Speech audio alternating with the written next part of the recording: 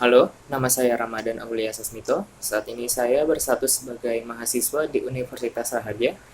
Hari ini saya akan menjelaskan tentang materi logika matematika, yaitu tentang argumen. Oke, langsung saja kita kepada pembahasan materinya.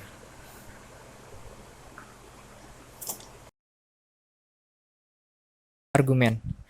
Argumen adalah kumpulan pernyataan baik tunggal maupun majemuk, di mana pernyataan-pernyataan sebelumnya disebut premis-premis dan pernyataan terakhir disebut konklusi atau kesimpulan dari argumen.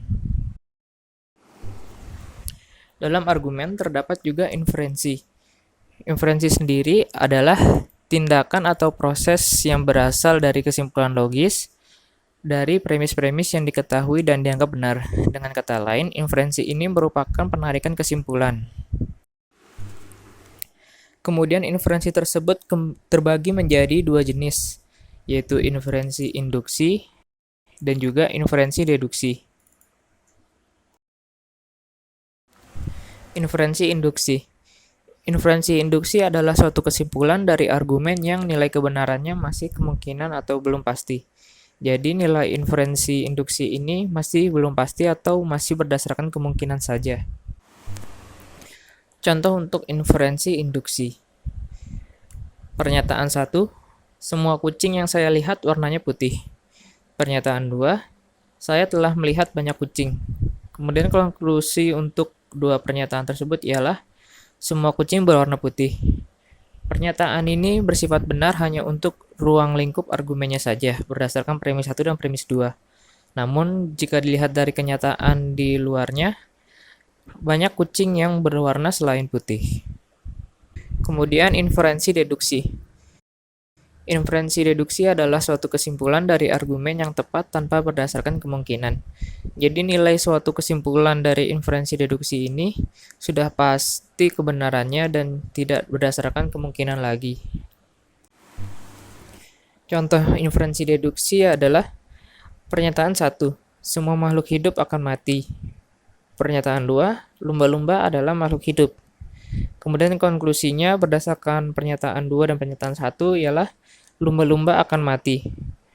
Pernyataan ini bersifat benar atau pasti karena makhluk hidup pasti akan mati dan tidak ada yang abadi. Sehingga pernyataan tersebut benar secara argumen dan juga benar secara kenyataan. Kemudian ada pembuktian validitas argumen. Setiap argumen dapat kita buktikan kevalidannya dengan berbagai cara, salah satunya dengan tabel kebenaran. Di sini saya akan mengambil contoh pernyataan sebagai berikut. Pernyataan 1, jika kamu rajin belajar maka kamu akan lulus ujian. Pernyataan 2, kamu rajin belajar. Kesimpulannya ialah kamu akan lulus ujian. Untuk membuktikan kevaliditasan argumen menggunakan tabel kebenaran, maka argumen di atas haruslah kita ubah menjadi bentuk kondisional yang berkoresponden dengan argumen tersebut, yaitu dengan cara mengkonjungsikan premis-premis, kemudian hasilnya diimplikasikan dengan konklusi. Jadi, argumen contoh di atas mempunyai pernyataan kondisional yang berkoresponden sebagai berikut. Dapat dilihat dalam pernyataan 1, bentuk pernyataan kondisionalnya ialah P maka Q. Kemudian pernyataan 2 yaitu Q karena nilainya sama dengan pernyataan 1 Q. Kemudian untuk kesimpulannya bernilai Q. Kemudian pernyataan kondisional yang berkoresponden dengan argumen tersebut dibuat tabel kebenarannya. Jika tabel kebenaran yang dihasilkan berupa tautologi atau memiliki semuanya benar, maka argumen tersebut valid. Jika bukan, maka argumen tersebut tidak valid. Tabel kebenaran untuk pernyataan kondisional di atas adalah sebagai berikut. Dapat kita lihat dalam tabel kebenaran, pernyataan kondisional yang berkoresponden dengan argumen tersebut bersifat tautologi atau benar untuk setiap kondisi.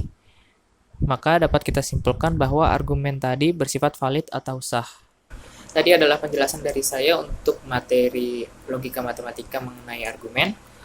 Kurang lebihnya mohon maaf. Sampai bertemu pada pertemuan berikutnya.